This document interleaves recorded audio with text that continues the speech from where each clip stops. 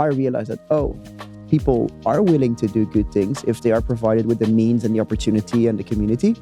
But we got to fund it. I think that's where really my path towards regenerative finance, kind of alternative forms of currency, really started.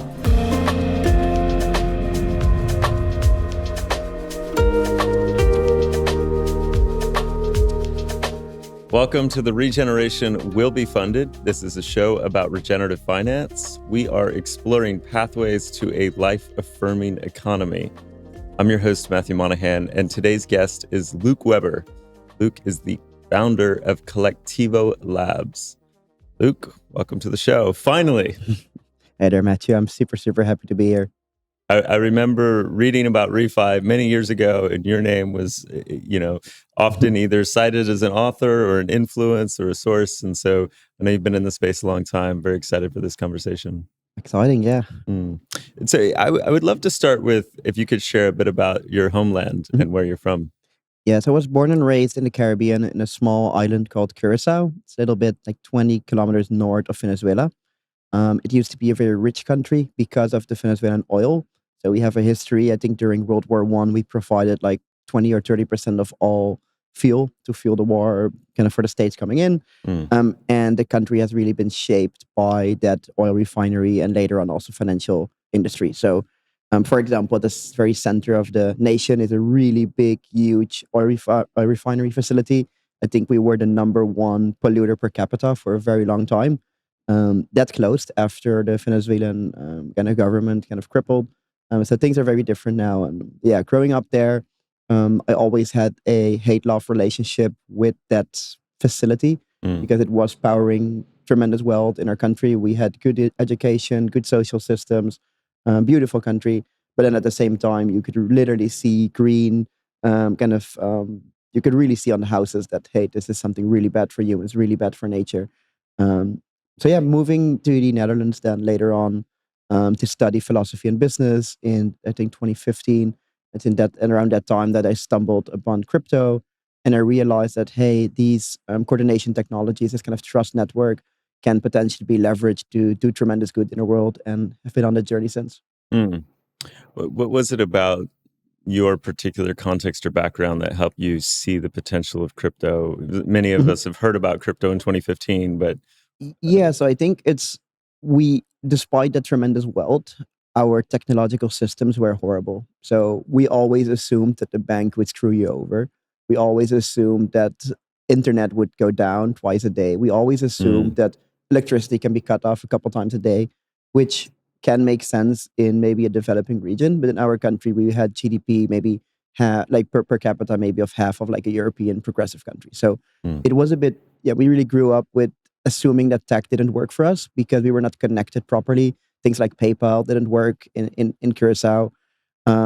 So when I realized that this is a equalizer where everybody has access to the same, not just technology, but also all the benefits that come from it, that was the moment where I was like, hey, for these remote islands, this is a game changer because we no longer need to build that infrastructure ourselves.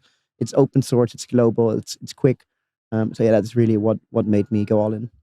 So what then after you kind of discover crypto? Take us through the chronology a bit more. Yeah, so I got introduced by a crazy cousin who made millions at like 22, but he didn't tell me about it until he made millions. So because he used to live with me for some years, he was afraid that my mom would get mad. So very funny stories like, hey, Luukie, I'm a millionaire now. You should look into this. I was like, great, thanks for the help. And then he disappeared. He didn't help me with anything. And I just started reading white papers, printing them out. I really just wanted to understand what was going on. And then from that, in 2018, we started the Caribbean Blockchain Network, a nonprofit foundation to research and understand how we can really leverage this technology to do good. And it's through this kind of Caribbean Blockchain Network scope that we were introduced to DAOstack, which was one of the primary or the earliest creators of this DAO or digital organization infrastructure. Yeah, and that was just like the perfect playing field for me. I've always been an organizer, a gamer, and someone that pulls people together. So very soon I was kind of climbing the ladders of this kind of open network and doing a bunch of different tasks across the board. And then in 2019, we submitted a proposal to that DAO from DAOstack to organize the Curacao Blockchain Week, hosted a workshop about on-chain coordination or DAOs, with about 40, 50 locals. And they were all like, cool, can we do this? And I said, I think we can. So yeah, that's how we started Kiridao, which had about maybe 10 ETH, which back then was like $2,000. And what we would do is everybody who was there that day was able to vote equally on what we would do with that capital. And we funded like a local plant database, we funded cleanups, we funded a bunch of different initiatives. And it went so well that within 3 months, all our funds were gone. And that's really also where I realized that, oh, people are willing to do good things if they are provided with the means and the opportunity and the community. But we got to fund it. I think that's where really my path towards regenerative finance, kind of alternative forms of currency, really started. With that reaching some sort of a peak early on in 2020 when we started Kiridai, which was a stable coin for the local country together with MakerDAO. But also that was still backed by US dollars. So it didn't really resolve our need for a kind of self-regenerating system. And that's how we started Kolektivo and have started kind of building in that direction. Got it. Okay. So you kind of start to get into this world of regenerative finance, and then Kolektivo, yeah, what's the mission and where is it at? Yeah, so the theory was that if local communities have the same objectives, we should be able to enable them to realize those objectives. And the lack of money, maybe another great example of why Curacao, I think, is such an exciting testing ground is we have a local currency, but it's backed to the dollar, which means we have a stable rate, but we're unable to create our own currency. So we're always dependent on a direct in foreign dollars in order to fund anything. If our government is in a deficit, the only option is to borrow money abroad and take on debt. And that has happened many, many times. So when we started to look into alternative forms of community organization, started with simple things like time banking and kind of looking at what are ways to just make people feel that if they do something, they get something back. And it's through that we started to look into environmental credits, into natural capital, into things that people theoretically are already stewarding and already have, and finding ways to kind of attract global capital, but also local excitement around these type of assets. And we set on a journey, but before starting that, I realized that back then I was 22, I had a small Kolektivo Labs team, like 2-3 people, that in order to do something like that, I needed to learn way more. I needed capital. I needed an understanding of all of that. So we've really been going kind of iteratively every single time forward until about 2021, where we received a substantial grant from Celo to really accelerate things. And there's a lot of good that came from that, but also I think a lot of learnings along the way. So Celo came in and kind of provided this large grant to, I guess, seize the opportunities that you were identifying around this regenerative finance space, specifically in Curacao. Yeah, correct. So Celo was started as a mobile-first blockchain. In 2020, they launched really with a vision to enable prosperity for all. Kind of the thesis was that back in those days, at least, there was no such thing as DeFi. There was no such thing as kind of cheap transactions on the blockchain. So they were like, if we want to bring the global majority onto blockchain and create impact for them, we need to build something that works for them. And around 2020, when they launched, they started to look into kind of some common themes that they felt are enablers for that. And a lot of the quotes kind of that they started early on with are things like money can be beautiful, prosperity for all. And the co-founders of Celo, especially Seb Kamvar, who is, I think, one of the most articulate and well kind of well-intentioned people I've ever met. He just brings a calm and we can do this together. He was really inspired by the fact that we approached the same problem from a completely different background in a completely different way. It's like there were a lot of patterns that were very comparable from maybe like a sacred economics perspective, but I've never read that book. So it just came from a very kind of natural problem-solving cycle. And then in addition to that, this kind of term of regenerative finance started to catch steam. We had already been working in the space for a couple of years, so we received a grant to help accelerate refi projects on Celo and also build this first version of the Kolektivo network, this global network of local regenerative economies. And that was really the vision. Can you describe some of the, like for someone who hasn't really spent much time in the regenerative finance space, What are some of the key observations or insights that you've had along the way about like what's really different? Like what is regenerative Mhm. finance? What makes it something that you're pointing at as like, no, there's a there. Yeah, I think there's a bunch of different elements, but what really sticks to me is this idea that every single cycle we need to get better equipped to realize our objectives. And I think oftentimes when people have a short term perspective or a very narrow perspective, you are prioritizing for other things. For example, capitalistic venture capital startups might be forced to just optimize for I don't know, eavesdropping on their users in order to Mm, make money, which is their number one KPI, mm, without thinking what effect that has on all the different stakeholders involved, not just the user, but also the team, right? If you're operating in such a mindset of, oh, we can do this because kind of the objective is more important than the value we create across the board. That's kind of this holistic view, I think, is really what sets it apart for me, is really thinking, yeah, across the board, does this make the world better?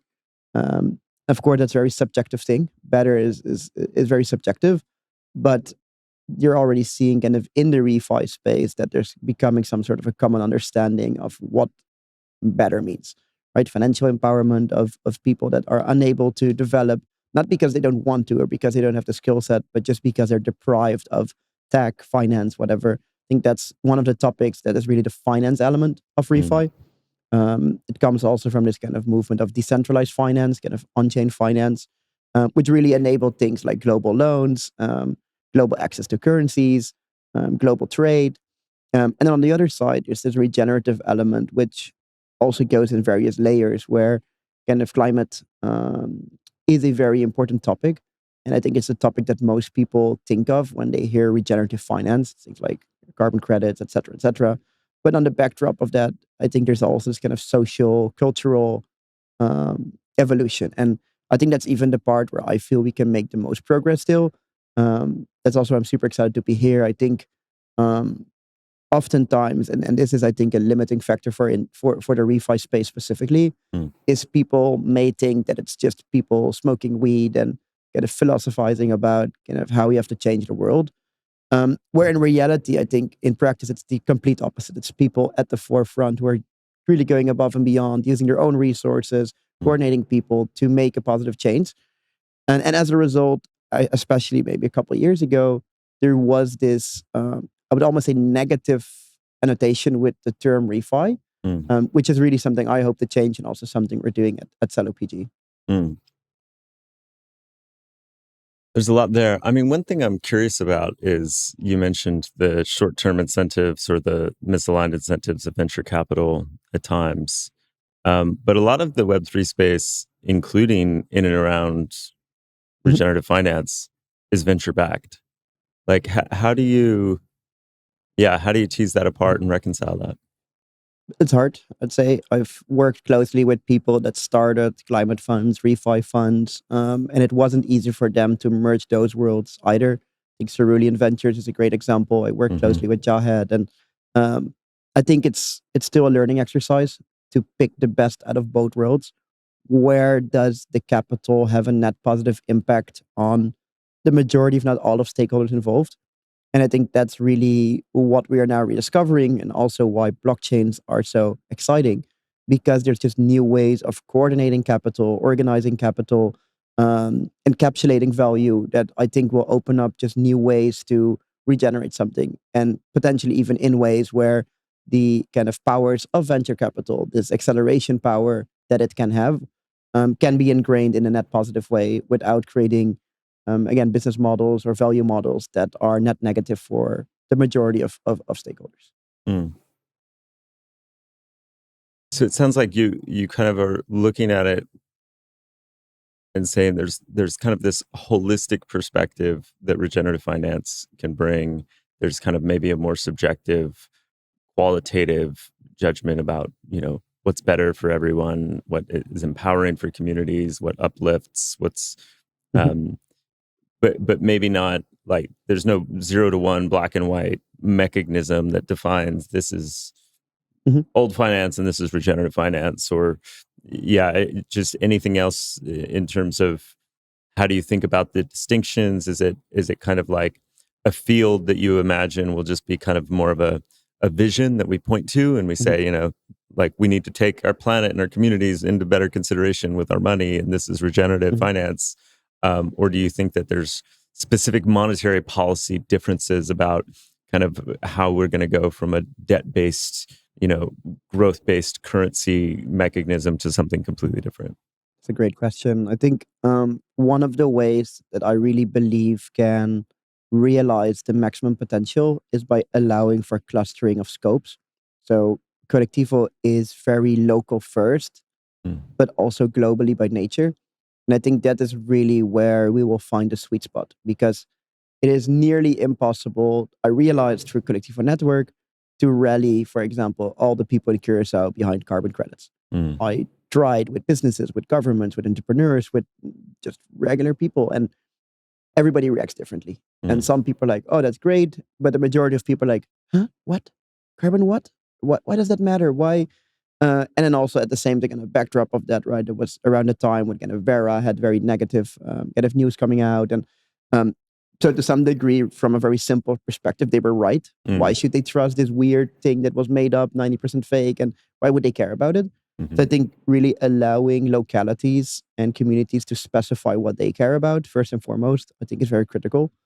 And then finding ways to abstract that away to larger circles, whether that's regional or bioregional or global, um, and finding the sweet spot on all those levels. I think that's really what that holistic view can kind of enable. Mm. And then ultimately, once you have some kind of global market for regeneration, I think that's ultimately what I would imagine. Then the features of a blockchain, this programmability, becomes so critical, because Mm. if you're able to identify or create a game that regenerates, blockchain allows you to 10, 100,000x that through code, through incentives. And this is kind of also what drew me into, for example, the DAO space, and at least this premise that potentially you can do something like that.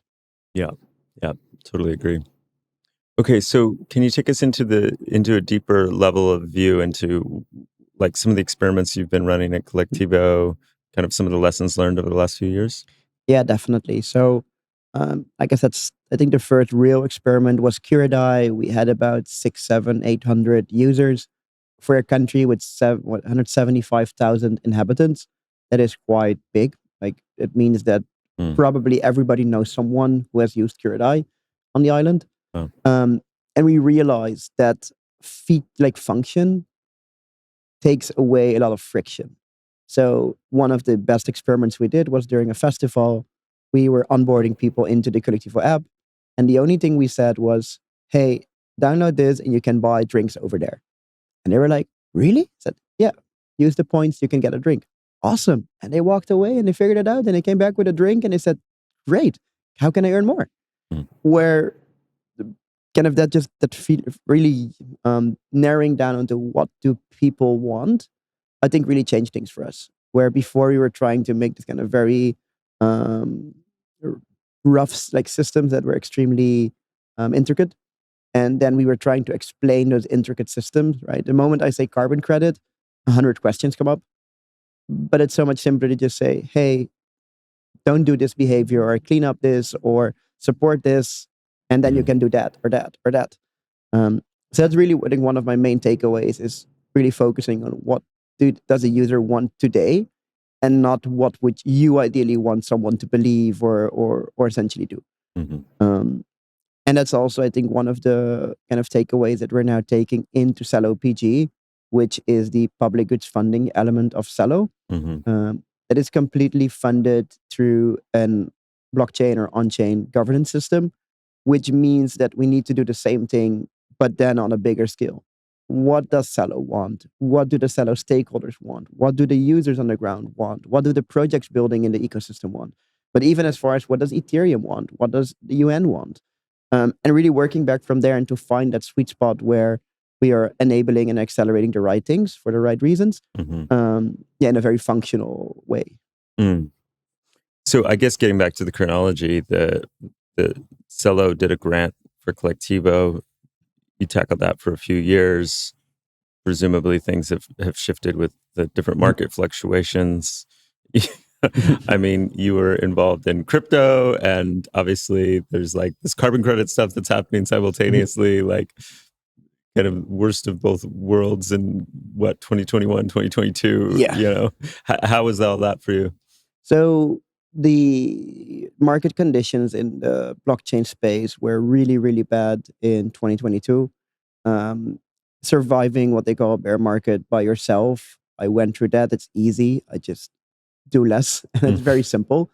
But now it was completely different because now we had built up a team in the Caribbean. We had built a tech team with Curve Labs in Berlin. We had we had a team, and we had a timeline, and we had a vision. So between kind of early 2022 and kind of mid 2023, we just realized that we're not going to be able to make that giant leap yet. We need to take a step back. We need to unwind things or certain things. And from that unwinding, actually, the beautiful kind of progression came. One is the process of me getting more involved into Celo governance, which has resulted in the Celo Public Goods Initiative, now on its second cycle, hopefully going to a third cycle next year. But also different teams and people that were working on Kolektivo Network, progressing the vision just in different segregated ways. So, for example, we're still working on a climate action platform with UNICEF Ventures, together with the team of Z Labs in Trinidad. But then also Curve Labs have since started Region Atlas, and they're tackling a whole different part of Kolektivo. And I think that is ultimately the way how we will succeed, is not building a monolithic, right? Not taking on this kind of mindset that we said is not the right mindset, not trying to build a monolithic system that kind of has to work or it breaks, but just building open source modular pieces and open source modular experiments that then allow us to plug and play based on the needs of the real people on the ground. Right. So Celo was a layer 1 blockchain. They're becoming a layer 2 blockchain. They have done, pretty well by most standards in terms of financial valuation of the tokens, as I understand it. And correct me anywhere I'm wrong, but they have a treasury. And then they've allocated a portion of this treasury towards funding public goods, which presumably has somewhat of an orientation towards public goods as it's defined in the Celo ecosystem. And that public goods stream is done through granting.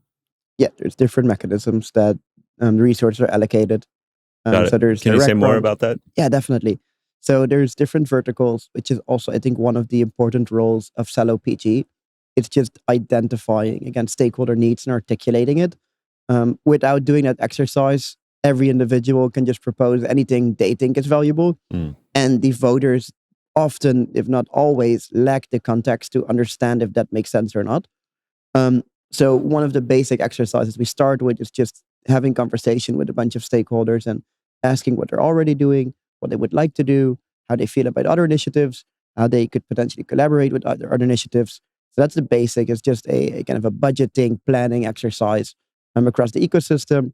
And then from there, we have different verticals. So one is, for example, acceleration. We have Celo Camp, which accelerates projects or incubates projects. And then this year, we also had the Denari X Celo Accelerator, which is specifically focused on tokenomics. And then the Real World Asset Accelerator with Outlier Ventures. So that's one vertical. It's saying, hey, we need more community-aligned acceleration, which can maybe goes back a bit to that venture capital question you asked. Like, if the scope makes sense and if the format makes sense, then it's probably, hopefully, not positive. Then we have regional hubs or regional DAOs, which are a global network of about 6 or 7 regions where they are doing different parts of Ethereum/Celo acceleration. That is, for example, Celo Europe. I think the biggest one is at this point Celo Africa. And they manage anything from hackathons to research to government relationships, event organization, kind of all the things you would alternatively need a local team for fixed to do that. In this case, the ecosystem provides kind of the tentacles of Celo across the world. And those are increasingly collaborating with each other as well. So just a couple of days ago here in Bangkok, we organized Celo Gather Bangkok between Co-Celo, the kind of community in Thailand, and Celo Europe, who provided kind of the support network. So that's really powerful. There's not many, I think basically no blockchains where you have that full flow from on-chain vote, funding initiatives who are then able to coordinate and really create value. Oftentimes you have like a foundation or a core team that kind of decides what happens. So that's a part. And then next to that, we have different types of grants, including Gitcoin programs and Give It programs, which are done through quadratic funding, a specific way on how the community is more involved into deciding where capital flows.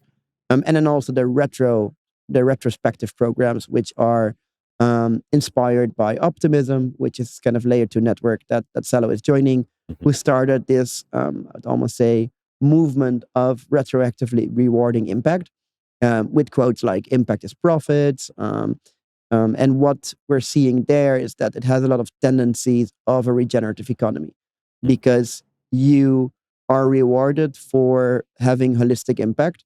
Because if you're only providing value to one stakeholder group, the collective would likely not reward you a lot. Where if you're providing a resource that is maybe open source, used in a real world context, you really see that those are the teams that are rewarded more in the setting of this. So, normally the budgets are about $1 million to $2 million every 6 months. We're increasingly working together with other teams. So one of the initiatives we did was the region coordination between ReFi DAO and Greenpill, who are kind of the most advanced kind of local ReFi communities at this stage.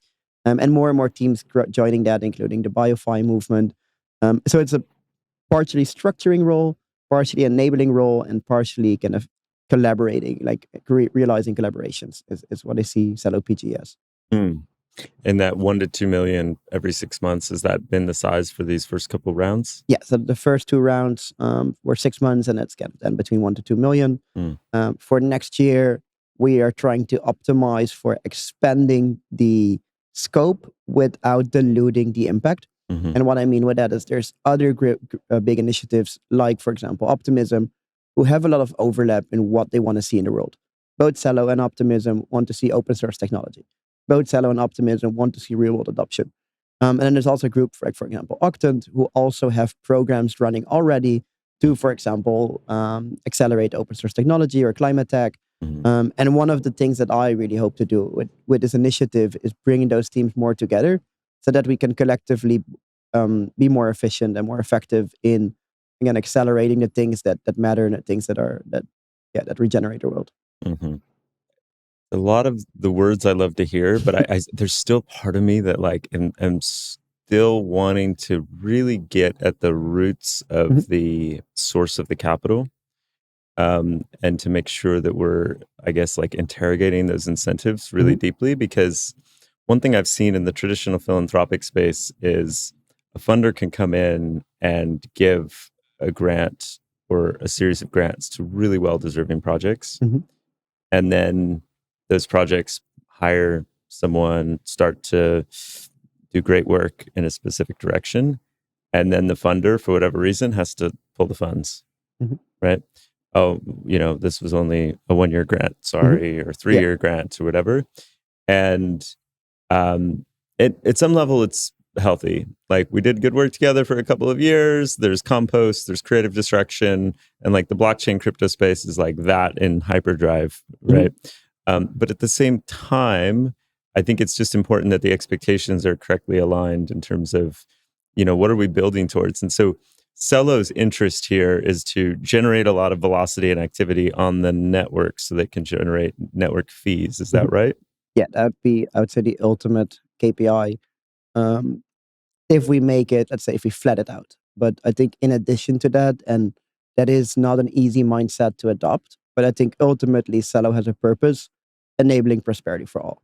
So and I can't speak for others, but if any other brand realizes that, and we have played a meaningful role in whatever way or shape, I would feel that as a win. So then I think that is part of the kind of mantra that I move with as well, is there is the reality that multiple blockchain initiatives are funding projects.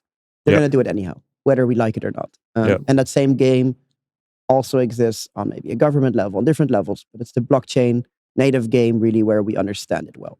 And looking at, okay, if XYZ is going to fund, regardless, $1 million of initiatives, I want to make sure that the majority of that, or whatever share we can get, flows to people that have a higher likelihood of creating regenerative practices and creating open source technology and whatsoever. Right. So it doesn't answer the question in terms of what would this look like in 5 years or 10 years or 20 years. I think part of it comes from this concept of on-chain capital allocation, just being a better mechanism for identifying and funding impact, to the point where potentially other value sources can also leverage these rails, which is not the Celos or the Optimisms or even the Octans or even the United Nations, but more like a local company or a local entrepreneur or a local philanthropist, or and it's kind of going back to Kolektivo and or I think not even or like and finding alternative ways to articulate and accelerate value. I think it's a bit of both. Yeah. As long as we can just be explicit, I guess, from my vantage point, that like, so what I'm hearing you say is like, this is a positive. The world's coming on chain and we're allocating capital on chain to lots of projects. You're aligning with an ecosystem that has a purpose and a mission of enabling prosperity for everyone. And that's a positive thing. Even if Celo is just one of many different nodes in an ecosystem, we're all in this together. Ultimately, Celo's economic interests are going to be sustained or regenerated if the activity happens on its platform and those network fees accrue back. And yeah, like Celo's ultimately a venture-backed Andreessen Horowitz, startup, right? And so either the token has to be valued really high or the investment dollars, that's the underpinning economic incentives that are here, right? Like we have to be, I think, pretty explicit and transparent about that as we then kind of say we're building regenerative finance on top of this. Yeah, I think maybe one element that for me is very important in that is one, we're sitting here in Bangkok around DEF CON. Celo explicitly make the move to become a layer 2 built on top of the Ethereum ecosystem. And as a result of that, it already kind of aligns itself with more than just itself, right? It's now part of the Optimism superchain. It's part of the Ethereum ecosystem. Through different ways or forms, it also has exposure to those things. So it's not just anymore the price of Celo is the health of Celo. It's way more than that. And then in addition to that, I think this really goes back to, I hope that we can leverage that initial venture capital to identify these other ways of organizing value and coordinating that. Yeah, totally. Yeah, I like what you said about the walled garden effect or the lock-in effect that Web 2.0 gave us. Like Web 3 has given us a much better ethos around open source, workability. And I kind of think of it in the analogy of throwing away a piece of styrofoam that, doesn't decompose versus like, how do we actually mimic nature's processes of that? Part of the regenerative finance cycle is a degeneration, right? It's a decomposition. It's the composting of what came before. And like, I think building a good project is building something that's easily compostable. Rather, when I was in Silicon Valley, it used to be like, well, I want to build something that goes on forever. It's like, well, you're building a styrofoam container, that may not make sense in the future.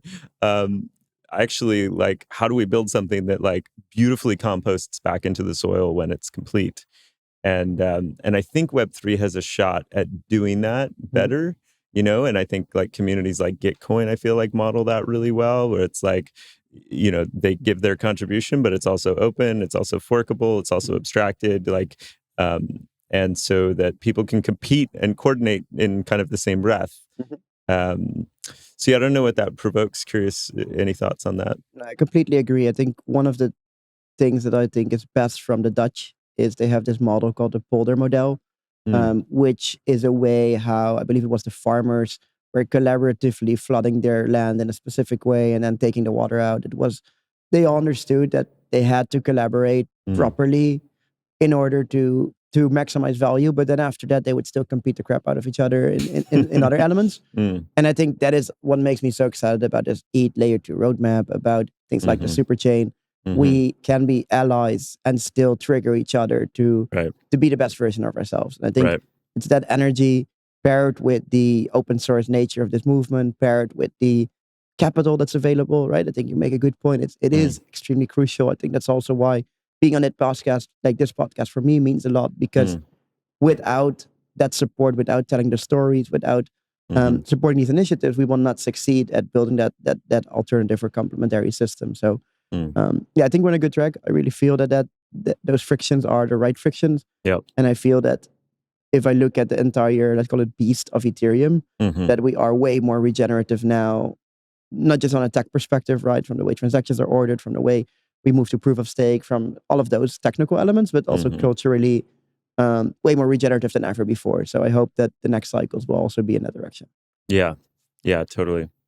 What are some of the key initiatives looking forward ahead 2025? I mean, have you guys been able to spend time yet on the roadmap? I mean, coming up to the end of the year here. Yeah, so we're kind of doing that these days. I think it's a lot of exploring. Most importantly, I think for me is we understand approximately what happens in the Celo ecosystem, but it's not extremely clear yet what is net positive outside or around that. The teams I mentioned, like I would really hope we find a pathway, even if it's small, to collaborate more. Groups like yourself as well, like finding ways where maybe there's certain elements that we don't want to touch or that we don't, but there must be places where we do feel like, hey, this is where it's not positive. This is where it's. So I think it's a lot about that in the coming weeks. And then more tangibly on the backdrop of that, with my team, Kolektivo Labs, we've really been able to build up mental and kind of development muscle again. And we're in a space where we want to start or increasingly build solutions as well. We have the Kolektivo Network project with me moving back home in August next year. Congratulations. Thank you so much. Yeah, like me moving back home with the knowledge I haven't been able to gain. We're going to give it another shot. Maybe not in 6 months, maybe not in a year, but it is going to happen one day. And we've also been iterating on other alternative ways of kind of radical regenerative markets. We did a hackathon called Super Hack, where we created something called Realize It, which flips the script completely. No credits, no standardization. Just do what you think makes sense, and someone might buy it or not. So yeah, I think next year is going to be a lot about innovation, but also a lot about kind of bringing groups together and providing some stability, because this space is hectic sometimes. And yeah, I think it's important for builders to be able to have some feeling of, I can keep doing this and I don't have to worry about all the different elements, social, financial pressures that might come to them. Exciting. Well, Celo is lucky to have you. I think the space is lucky to have you, Luuk, and I appreciate your persistence through the ups and the downs of the market. Yeah, it's noticeable. And yeah, I hope one day to come visit your beautiful island and to see all the cool experiments and things that are happening there. Congrats on the move back home. Any other messages you want to share in this format? No, I just want to thank you as well. I think it's people like you making this commitment to the space that drives us forward. And I hope that more people like you are like, hey, this makes sense. This is a pathway to get where we all want to get to. And yeah, I'm just optimistic. I think this is the years to give it a shot. Probably our best opportunity so far. Excellent. And help us understand which links to go to visit your the different websites and projects. Yeah, definitely. So Kolektivo.network is where we've been building the Kolektivo network. And then also CeloPG.eco is where we're iterating on the Celo PG programs. You can also find me on socials, Farcaster, Twitter, Luuk Tao or Luuk Weber, and always happy to engage with people and build. Awesome. Luuk Weber, thanks so much. Thank you so much, Matthew. And thanks for tuning in. We have more conversations from here at DevCon 2024 in Bangkok, including with Monty Merlin, also working on the Celo public goods. So we're going to keep the discussion alive around that. We're assessing a number of different voices around Web3 grants programs and measuring impact, kind of understanding how these different on-chain capital allocation funding mechanisms work. You can find all of those conversations and more here on our YouTube channel and at maearth.com. Thanks for tuning in, and I'll see you next time.